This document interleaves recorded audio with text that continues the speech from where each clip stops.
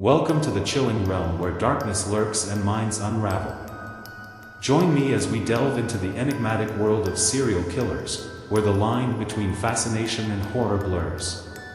In this series, we journey through the labyrinthine corridors of human psychology, exploring the sinister motives and haunting tales that define these infamous figures. From infamous names etched in history to lesser-known mysteries shrouded in shadows, each episode unveils the gripping narratives and unsettling truths behind the minds of serial killers. Brace yourself for an immersive exploration into the depths of human nature, where the darkest impulses manifest and the echoes of their deeds linger. Welcome to the haunting chronicles of the serial killer. 1. Ted Bundy, 1970s, a handsome man with an attractive character but with his hands bandaged as if injured, approached a girl who was seen alone, friendless in Washington, United States. Capitalizing on a sweet smile and soft words, the man, Ted Bundy, Theodore Robert Bundy, asked for the girl's help to lift a book or any other item to put in his car.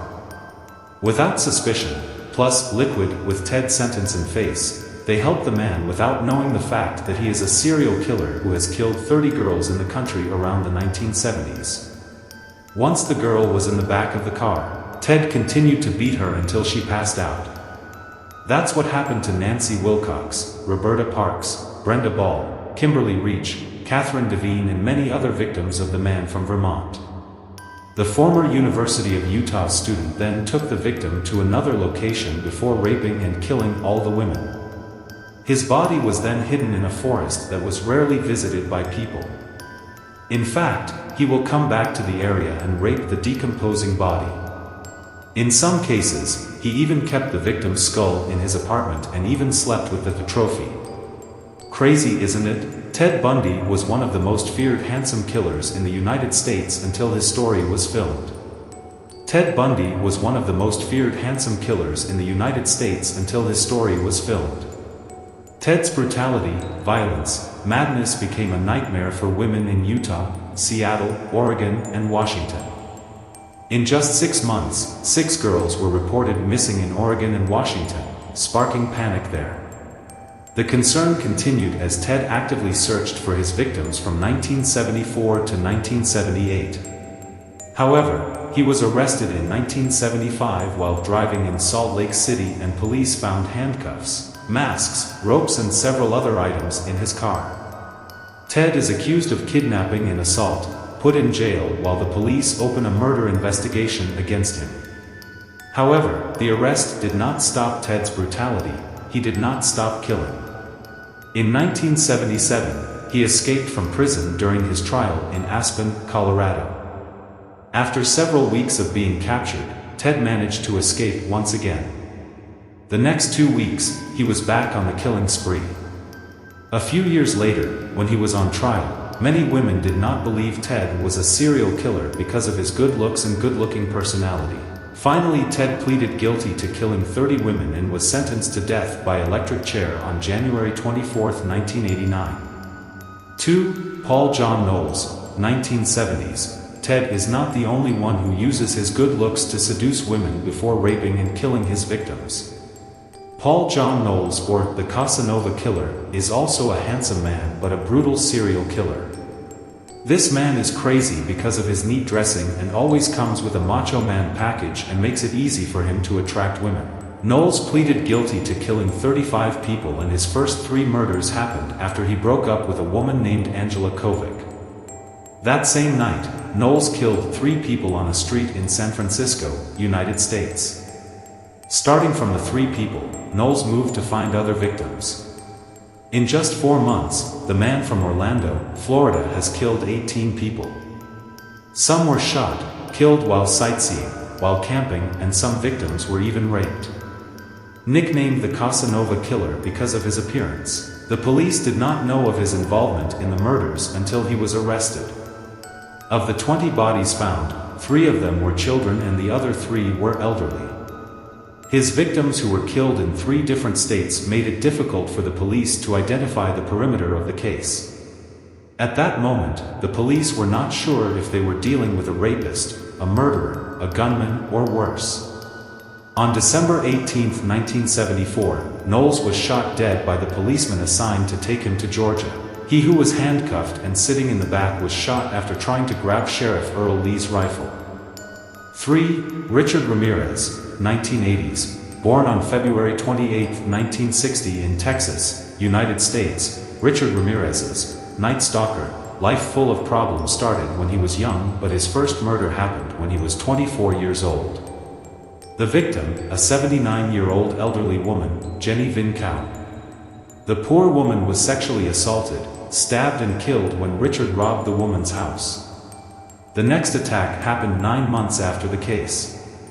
On March 17, 1985, the man attacked Maria Hernandez, but the woman managed to escape. Perhaps out of dissatisfaction, he later kills Maria's roommate, Dale Okazaki. Still unsatisfied with the attack that cost an innocent life, Richard then unrepentantly shot and killed Tsai Lien Yu that same evening. Just 10 days later, he killed Vincent Zazera, 64, and his 44-year-old wife. He shot dead Vincent before sexually assaulting his wife before stabbing her to death. In fact, the crazy killer also gouged out Vincent's eyes. In just 1 year, Richard has killed more than 12 people and tortured 25 victims. He was arrested on August 31, 1985 after being injured by a civilian while trying to steal a car.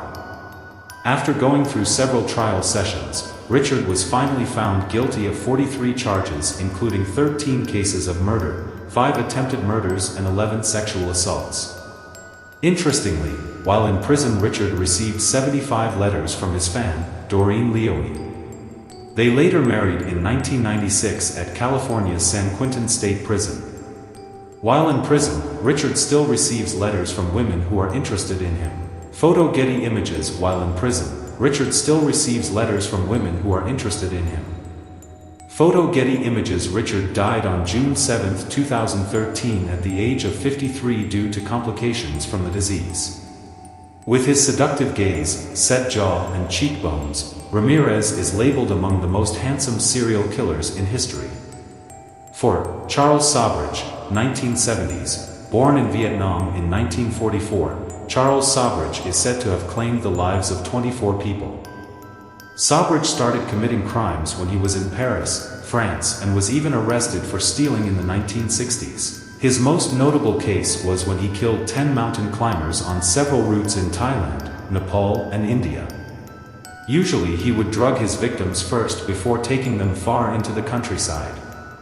Sobridge's preferred modus operandi was to make his victims sick using any substance, and then he would strangle, cut his victim with a knife, shoot them and then mutilate his victim's body.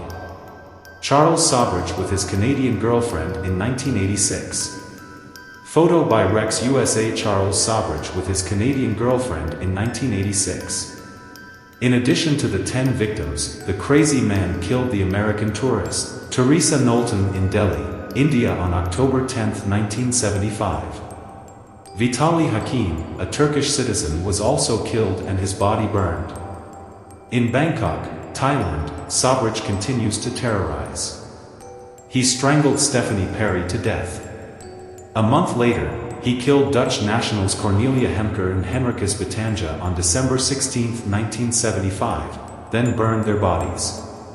A few days before Christmas, Canadian Laurent Carrière and American Connie Bronzik became victims of the killer.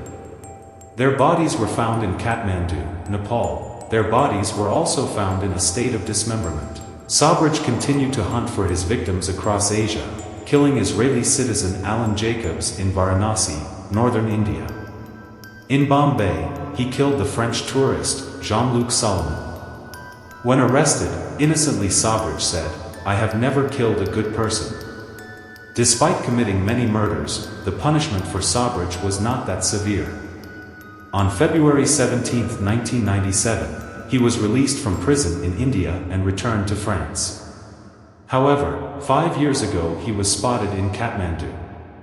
A journalist who caught a glimpse of it immediately reported the matter to the police. He was arrested 2 days later and charged with a series of murders. Sobridge is currently serving a life sentence. 5. Tiago Enrique Gomez de Rocha, 2000s, the security guard, who was 26 years old when he was arrested, admitted that he did not know all of his victims, 39 people in total. Tiago Enrique Gomez de Rocha's modus operandi is not the same as other killers who seduce their victims first. Gomez de Rocha did not immediately tease or ask for names, he continued to come and shoot his victim. It is understood that the man will kill his victim while riding a motorcycle on the streets around Goiânia, Brazil. When spotting a victim, Rocha would shout, "Robbery," before shooting the victim. After his victim died, he continued to walk away, not taking any of the victim's property. He usually targets homeless people, women, and homosexuals.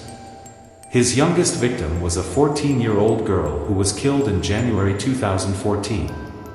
Out of a total of 39 victims, 16 of them were women. In an interview with local media, Rocha admitted that most of his victims were shot while he was riding a motorcycle. He also often changed his motorcycle's license plate number by stealing it from another motorcycle to avoid detection, but because of that action, the police arrested him in October 2014 on suspicion of using a stolen license plate number. "I was just a normal boy until I was 11. My neighbor sexually abused me. After that, I feel my soul is empty. In a sense, I am also a victim," he said when interviewed in prison. Tiago Enrique during his trial in court. Photo Unmasking Tiago Enrique during his trial in court. Photo Unmasking. According to him, his anger increased as he grew up. As he grew older, the anger became more apparent and he admitted not being able to control it. Now the psycho killer is curled up in prison after being sentenced to 25 years after pleading guilty in 2016. 6. Apachai Onwasit, Thailand, 2020. This case just happened in our neighboring country, Thailand. Apachai Onwasit was arrested on January 20th after police found 298 human bones in a pond behind his house. Apachai is the son of a wealthy businessman in Thailand, Killers.Why Onwasit. His own father was accused of killing a 15-year-old girl in 1983. In the latest case, Apachai was arrested at his home.